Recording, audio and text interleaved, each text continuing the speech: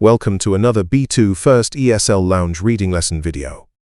Today we will be reading about a misunderstood historical figure and 4 different historians' arguments about his true character. Let's begin with some vocabulary. Caricature. A description of someone that exaggerates their main features, often in a humorous or critical way. Contradiction. A situation containing 2 opposite facts or ideas, which makes it seem impossible. Maneuvering. Clever and skillful action or movement in order to achieve something. Norms. The accepted standards of behavior in a particular society or group. Opportunist. Someone who tries to get an advantage from a situation, often in an unfair way. Philanthropy. The practice of helping the poor and those in need, especially by giving money. Pragmatism. A way of dealing with problems in a practical way, rather than by following strict ideas. Prominent. Important or well-known. Rehabilitate. To restore someone to a good reputation. Ruthless. Showing no pity or compassion for others, cruel. Shrewd. Showing good powers of judgment, clever. Great. Now you know the key words, let's read the texts. You are going to read 4 historical arguments from different historians. Read them carefully to understand each historian's interpretation. Afterwards, you will answer 10 questions to check your understanding of each argument. Okay, let's start with text A. Dr. Kiara Sullivan. To label Lord Ashworth simply as a villain is to accept a lazy, 2-dimensional caricature. My research into his private letters and journals reveals a man of profound contradictions. Was he ruthless in his political dealings? Absolutely. But this was an era of brutal politics, and he operated within the accepted norms of his time. What is often overlooked is his genuine and unwavering commitment to social reform. He was also known for his extensive collection of rare botanical prints. He poured his own fortune into funding schools and hospitals for the poor, initiatives that were decades ahead of their time. He was a product of a harsh age, and his methods were often harsh, but his ultimate vision was for a more stable and prosperous society for all. We must judge him not by our modern standards, but by the standards of the world he inhabited. End of text A. Let's continue. Professor Jack Hobson. The recent trend of attempting to rehabilitate the reputation of figures like Lord Ashworth is deeply problematic. While it is true that he made some charitable contributions, these must be weighed against the immense suffering his policies caused. His economic reforms, celebrated by some as forward-thinking, led to thousands of rural families being driven from their land, creating widespread poverty and social unrest. His wife was a celebrated socialite, known for hosting lavish parties. His supporters claim he was a man of his time, but there were many prominent voices in his own era who condemned his actions as cruel and unjust. To focus on his philanthropy, while ignoring the devastating human cost of his ambition, is not sophisticated historical analysis. It is an apology for his behavior. He was a man who believed that the ends always justified the means, no matter how terrible those means were. End of text B. Let's continue. Dr. Ava Wallace. What is most fascinating about Lord Ashworth is not whether he was good or bad, but his extraordinary pragmatism. He was not driven by a grand moral vision or a desire for social justice. He was, first and foremost, a political survivor and a master of compromise.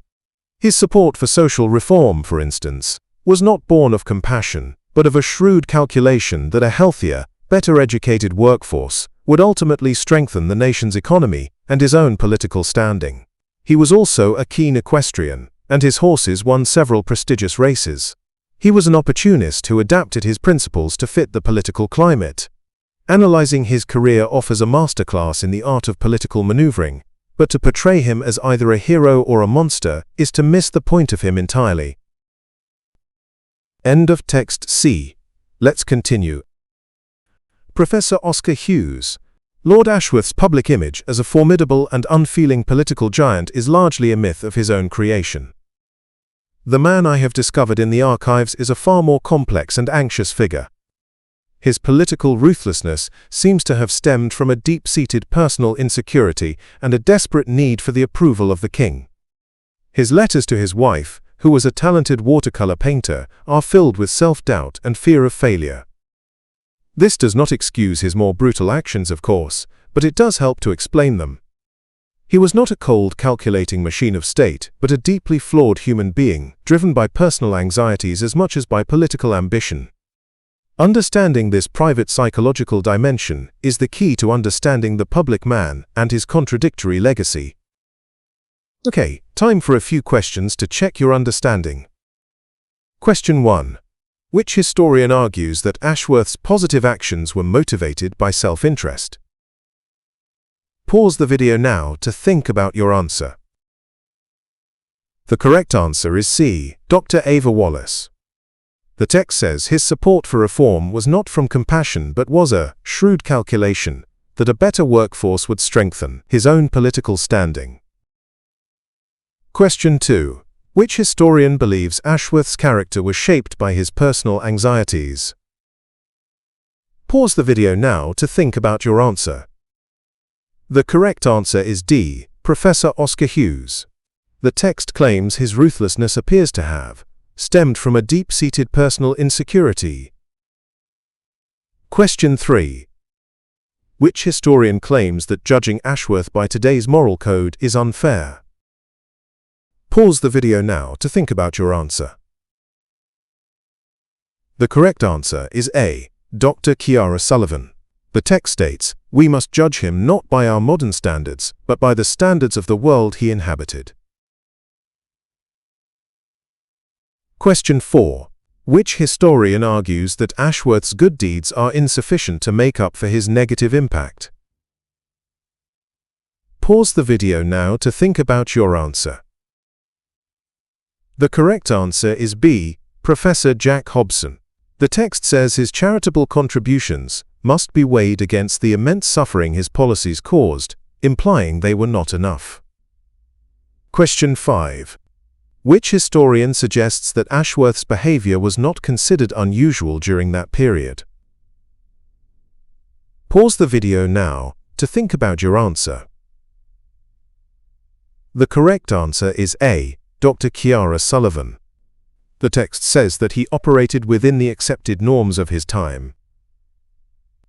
Question 6. Which historian believes the key to understanding Ashworth is to see him as a deeply insecure person? Pause the video now to think about your answer. The correct answer is D. Professor Oscar Hughes. The text says, "Understanding this private psychological dimension, which refers to his insecurity, is the key to understanding the public man." Question 7. Which historian disputes the idea that Ashworth was simply acting as others did in his time? Pause the video now to think about your answer. The correct answer is B. Professor Jack Hobson. The text points out that there were many prominent voices in his own era who condemned his actions. Question 8. Which historian claims Ashworth's main talent was his ability to be flexible and politically clever? Pause the video now to think about your answer. The correct answer is C. Dr. Ava Wallace. The text calls his career a masterclass in the art of political maneuvering, which is a way of saying he was flexible and clever. Question 9. Which historian warns against the recent tendency to excuse the actions of figures like Ashworth? Pause the video now to think about your answer. The correct answer is B. Professor Jack Hobson.